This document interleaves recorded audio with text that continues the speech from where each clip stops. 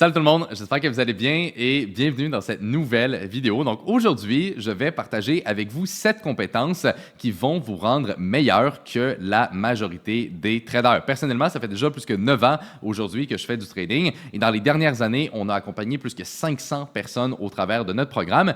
Et donc, ça fait qu'aujourd'hui, après autant d'expérience, non seulement en trading, mais aussi en coaching, eh bien, c'est plutôt simple pour moi de vraiment dire c'est quoi les points importants qui font la différence entre des gens qui réussissent et malheureusement la plupart des traders qui n'ont pas vraiment de succès. Et donc aujourd'hui, je vais vous présenter les 7 compétences qui font la plus grande différence dans la grande majorité des cas.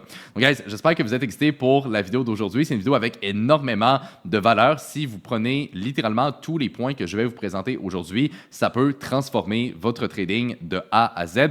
Donc si vous êtes excités pour la vidéo guys d'aujourd'hui, mettez-y un like, j'apprécierais énormément. C'est ça qui va tout simplement mettre la vidéo de l'avant. Et assurez-vous aussi d'être abonné à la chaîne, évidemment, si ce n'est pas déjà fait. Donc, sans plus tarder, allons-y directement et commençons avec la première compétence, c'est-à-dire de tenir un journal de trading. Donc, le fait de tenir un journal de trading, concrètement, qu'est-ce que ça veut dire? Ça veut dire en fait qu'on va avoir un fichier Excel ou, par exemple, dans un logiciel qui a été conçu pour ça et on va tout simplement rentrer littéralement tous les trades qu'on va faire. Et donc, ce que ça va nous apporter, c'est qu'au fil du temps, après 10, 20, 30, 40, 50 trades et plus, eh bien, ça va nous permettre de voir est-ce qu'on est rentable de 1 et par la suite, eh bien, qu'est-ce qu'on peut améliorer dans son système? Est-ce qu'on a un bon taux de succès? Est-ce qu'on a un bon ratio entre le risque et le gain potentiel qu'on va avoir sur ces trades? Est-ce qu'on est constant? Est-ce qu'on a des grosses périodes de drawdown? Est-ce qu'on a des grosses périodes où on a des séries de gains? Bref, ça va tout simplement nous donner une vision globale et surtout une vision basée sur des statistiques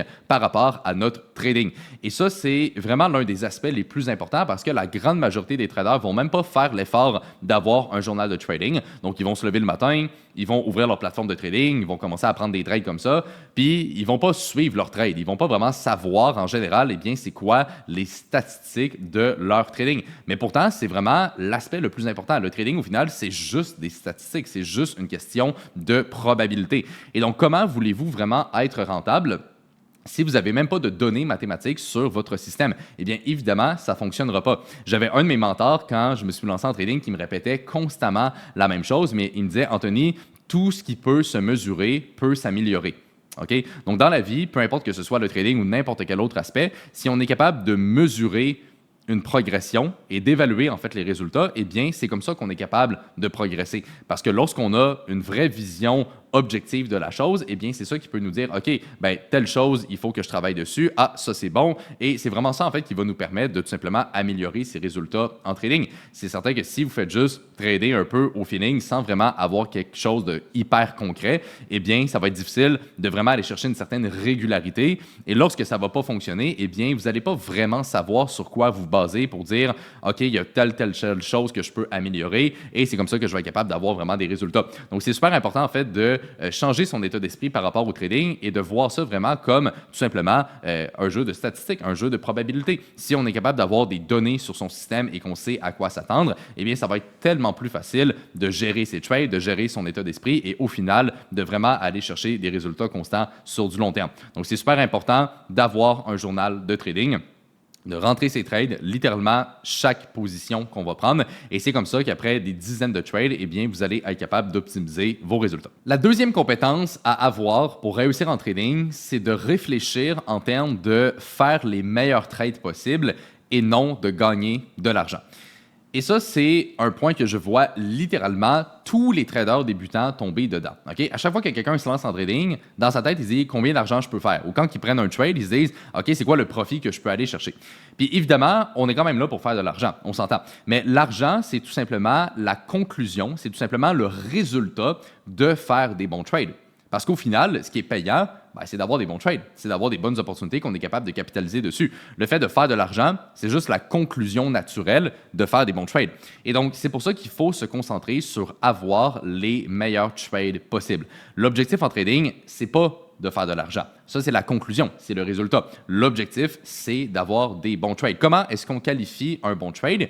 Eh bien, c'est simple, c'est quand on a un système avec des règles ultra précises qui vont nous permettre de prendre des positions. Eh bien, quand on a assez de données avec ce système-là, on est capable d'évaluer tout simplement les résultats que le système va nous donner. Donc, par exemple, après 100 trades, 200 trades, 500 trades, eh bien, on est capable de voir une certaine, justement, donnée statistique qui va commencer à faire surface. Fait qu'on va se dire, OK, notre taux de succès sur les trades, c'est par exemple 70%, et quand on gagne, on va gagner X, et quand on perd Y. Et donc, lorsqu'on a ces données-là qui, évidemment, proviennent du journal de trading, on en parlait dans le premier point, eh bien, c'est comme ça qu'on va être capable de dire, OK, le système est rentable à tel et tel niveau, et donc c'est là-dessus qu'il faut se concentrer pour prendre des bons trades. Et lorsqu'on a ces données-là et qu'on s'en va pour prendre un trade, eh bien, on le sait, mathématiquement parlant, que si le trade devant nous respecte vraiment les règles de notre système, eh bien, par définition, c'est un bon trade parce que le trade optimise les probabilités, et en répétant ce trade-là des dizaines, des centaines de fois, eh bien, c'est comme ça qu'on est capable d'être rentable.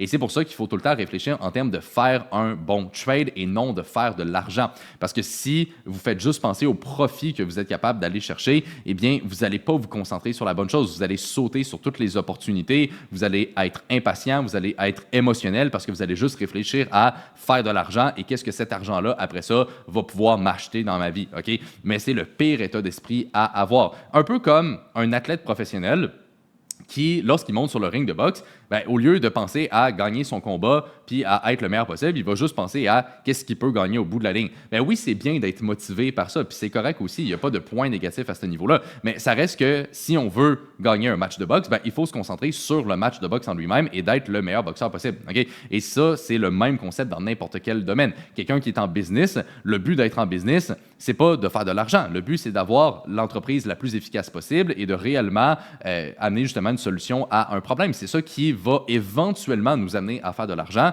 mais l'argent, c'est pas l'objectif, c'est la conclusion de faire bien les choses. Essentiellement, c'est ça l'idée, et cette mentalité-là, c'est exactement ce qu'il faut appliquer en trading. Donc, moi, quand je regarde les marchés, puis que je suis en train d'analyser justement des opportunités, bien, je suis pas en train de me dire laquelle va me faire le plus d'argent, puis OK, mon Dieu, comment que je peux gagner avec ça? Je vais juste me dire, qu'est-ce qui respecte vraiment mon système? C'est quoi qui va être le plus intéressant en termes non seulement de probabilité, mais aussi le ratio que je vais être capable d'aller chercher entre ce que je vais devoir risquer et ce que je vais potentiellement pouvoir gagner. Et lorsqu'on réfléchit en termes de juste faire le meilleur trade possible, un peu comme si c'était une compétition, entre guillemets, de avoir le plus beau trade qu'on peut avoir selon son système, eh bien ça nous met le focus à la bonne place et ultimement, c'est ça qui va nous amener à faire de l'argent par la suite. La troisième compétence, c'est de développer une bonne compréhension macroéconomique.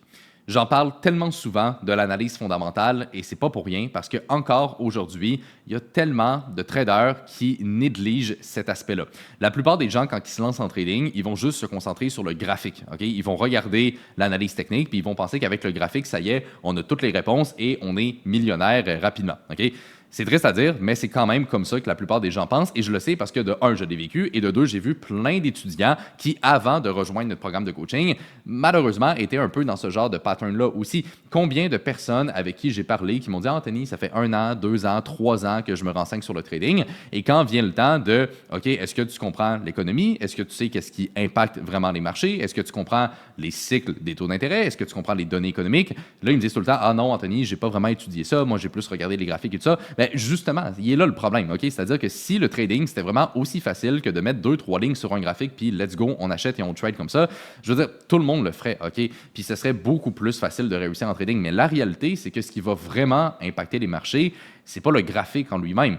Le graphique, c'est juste la représentation visuelle de notre fondamental, de qu'est-ce qui se passe dans le monde. OK? C'est à ça que le graphique sert. C'est pas une finalité, c'est juste un outil parmi tant d'autres. Mais ce qui va vraiment impacter le marché et donner une direction, c'est qu'est-ce qui va se passer par rapport au fondamental. Et donc, c'est pour ça qu'il faut comprendre la macroéconomie, comprendre les taux d'intérêt, les données économiques, la géopolitique, tous ces points-là, il faut les comprendre dans leur intégrité parce que lorsqu'on a vraiment une vision claire à ce niveau-là, on est capable de comprendre réellement ce qui va impacter le marché et ce qui va donner une direction de fond.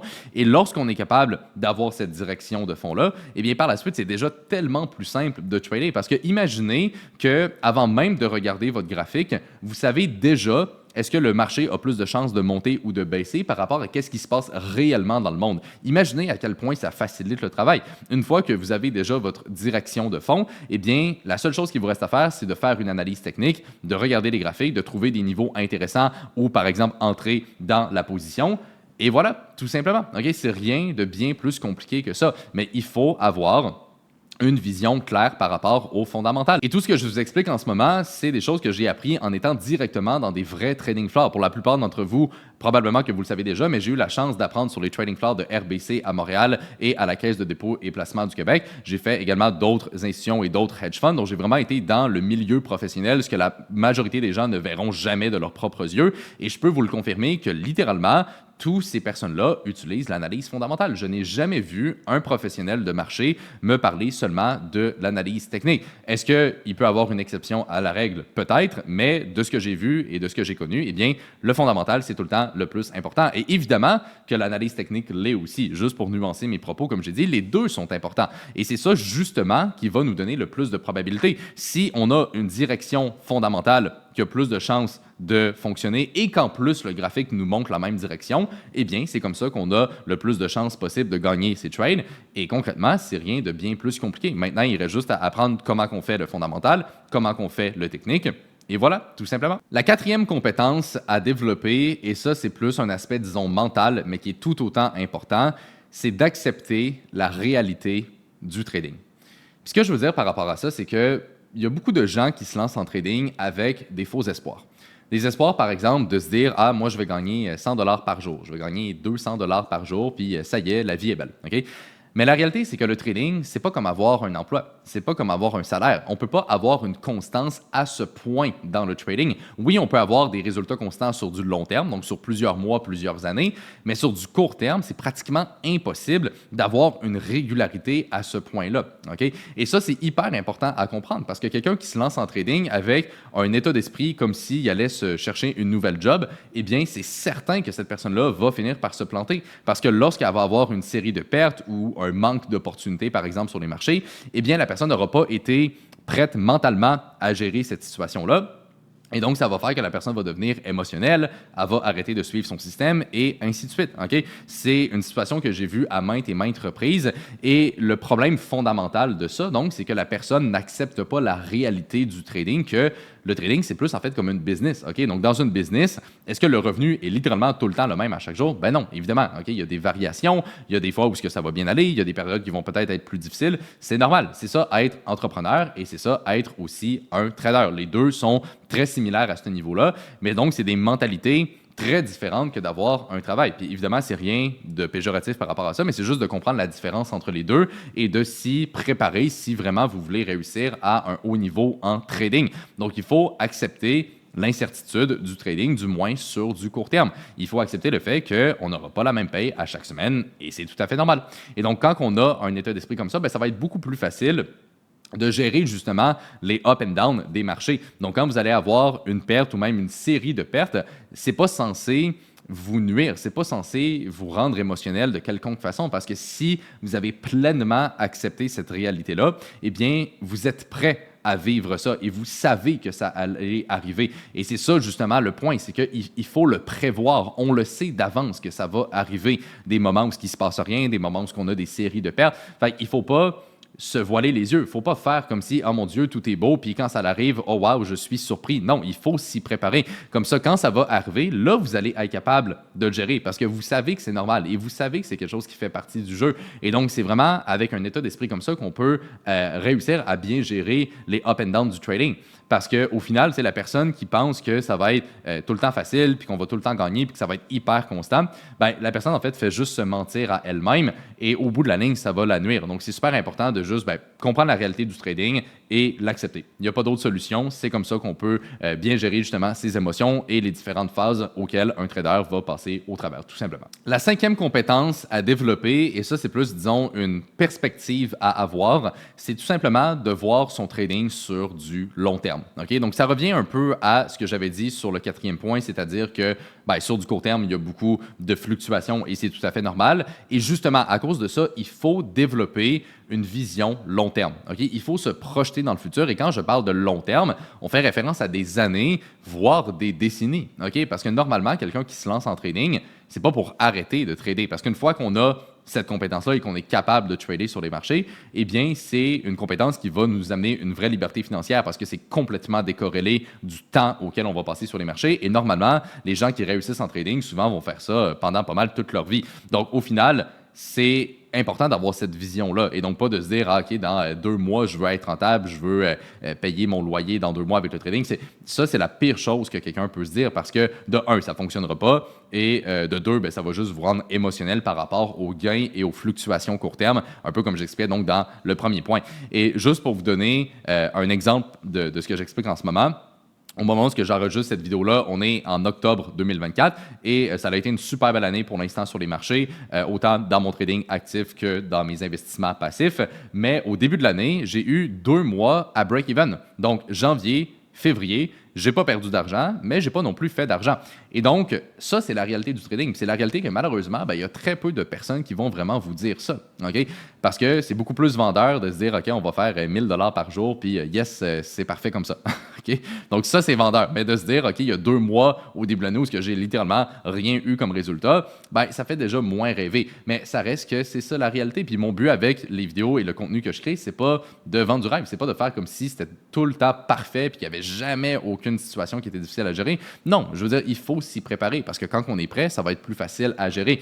Et donc, c'est pour ça qu'il faut avoir une vision long terme parce qu'au début de l'année, quand j'ai eu ces 2 mois-là à break-even, est-ce que j'étais fâché? Est-ce que j'étais émotionnel? Est-ce que je perdais le contrôle? Non, parce que j'étais prêt à ça. Je savais que ça allait arriver. Des drawdowns, j'en ai eu tout plein dans ma carrière en trading et c'est normal. OK? Des moments où pendant des jours, même des semaines, j'ai pas vraiment eu d'opportunité. J'en ai eu des dizaines de fois. C'est normal. À chaque année, ça arrive. OK?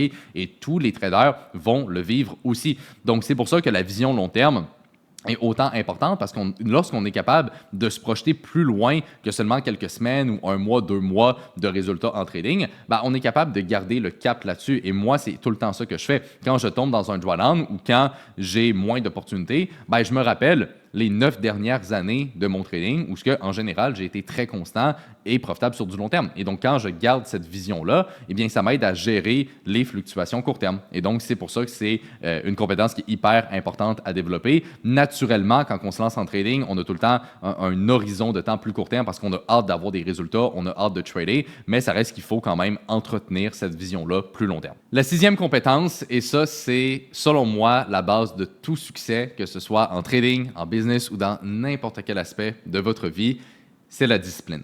Et oui, la discipline, c'est pour moi le point le plus important.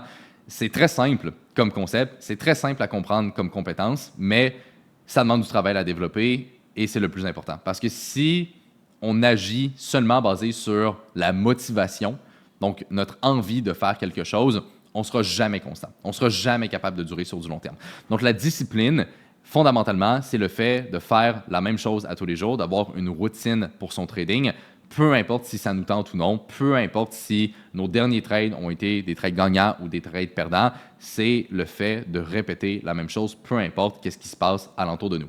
Et ça, c'est pour moi le point le plus important. C'est quelque chose que j'ai dans mon trading, c'est quelque chose que j'ai dans tous les aspects de ma vie. Même si ça va bien ou mal dans mon trading, je vais quand même aller m'entraîner, je vais quand même suivre ma diète, je vais quand même avoir mon 8-9 heures de sommeil par jour. C'est tout le temps la même chose. Et des fois, ma vie sur les réseaux sociaux peut-être peut paraître vraiment incroyable avec les belles voitures, le condo, les voyages et tout ça. Mais en réalité, 95% du temps, c'est tout le temps la même routine. Et c'est correct, c'est ce que j'ai décidé, puis c'est ça qui m'apporte des résultats et c'est ça qui me permet d'être autant efficace dans tout ce que je fais. Mais la réalité, donc, c'est que c'est de la discipline, tout simplement. Et c'est la même chose en trading. Il faut être discipliné de suivre son système parce que depuis tantôt, on parle de, oui, avoir un bon système qui optimise les probabilités et tout ça, mais la réalité, c'est que ce n'est pas suffisant d'avoir le système. Il faut le respecter. Parce que si on n'est pas capable de le respecter, même si le système est bon, ça ne va pas plus fonctionner. Donc, il faut entraîner en fait son cerveau à se dire, peu importe comment je me sens, peu importe ce qui se passe dans ma vie, je vais juste être discipliné.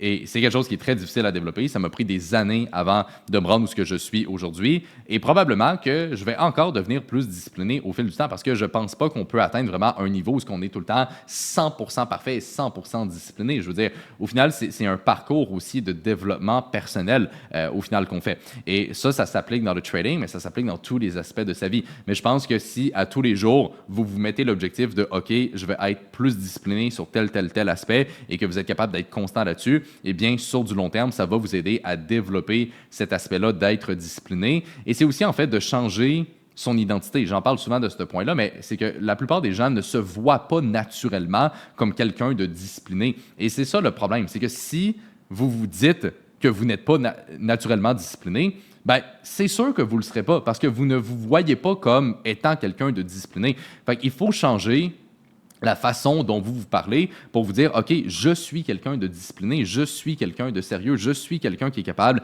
de respecter le système. Et lorsqu'on se répète ces choses-là constamment, eh bien, naturellement, les actions vont finir par matcher vos pensées. Et au final, c'est ça qui va vous aider à réussir. Et donc, la dernière compétence à avoir, c'est la patience. Et oui, parce qu'on peut réussir relativement rapidement en trading, mais évidemment, toute bonne chose prend du temps. Et c'est normal. Si c'était si facile, puis quand quelques jours ou quelques semaines, comme certaines personnes essaient de vous faire croire sur Internet, vous allez réussir, ben, évidemment, ça ne fonctionnera pas. Okay? Réussir en trading, si je regarde mon propre parcours ou les centaines d'étudiants qu'on a au sein de notre programme, même pour les plus sérieux, les plus déterminés et ceux qui mettent vraiment beaucoup d'efforts, je dirais qu'en bas de 3 à 6 mois, c'est presque impossible de vraiment avoir des résultats en trading. Puis même 3 à 6 mois, c'est extrêmement vite si on compare ça avec la moyenne que la plupart des gens vont leur prendre soit des années ou même que la plupart des gens vont au final jamais vraiment réussir en trading. Mais vraiment, le plus vite que j'ai vu des 500 étudiants au sein du programme, de ceux qui réussissent vraiment aujourd'hui à un haut niveau, c'est 3 à 6 mois. Et on s'entend qu'en 3 à 6 mois, on ne fait pas déjà des sommes incroyables. On commence à avoir des bons résultats et c'est très graduel aussi comme processus. Mais donc, mon point, c'est qu'il faut être patient. Si vous vous lancez en trading et vous vous faites croire à vous-même que dans un mois, ça y est, vous allez avoir la grosse vie et être un trader extrêmement rentable, ben, encore une fois, vous faites juste vous mentir à vous-même et ça vous crée des fausses attentes et c'est ça qui vous empêche de progresser. Donc, il faut être patient envers son propre parcours et sa vitesse d'apprentissage, mais il faut aussi développer une patience envers les marchés. Parce que, comme je disais tantôt, ben, des opportunités qui sont vraiment intéressantes, il n'y en aura pas tout le temps et c'est normal. Ça arrive quand même souvent, en fait, qu'il n'y a pas vraiment de bonnes opportunités. Et donc, il faut être patient non seulement envers soi-même, mais aussi envers les marchés pour laisser le temps aux opportunités de faire surface. Et c'est comme ça qu'on va être capable de se concentrer uniquement sur les meilleurs trades et d'avoir donc les meilleures statistiques sur son trading. Bon voilà, ça fait pas mal de tour, guys, pour les 7 compétences que je voulais partager avec vous aujourd'hui. Si vous êtes vraiment capable d'appliquer à la lettre les 7 points que je viens de vous partager, ça va tout changer dans votre trading et ça va énormément vous aider. J'espère, guys, que vous avez apprécié la vidéo. Si oui, mettez-y un like et là-dessus, on va se retrouver dans la prochaine vidéo.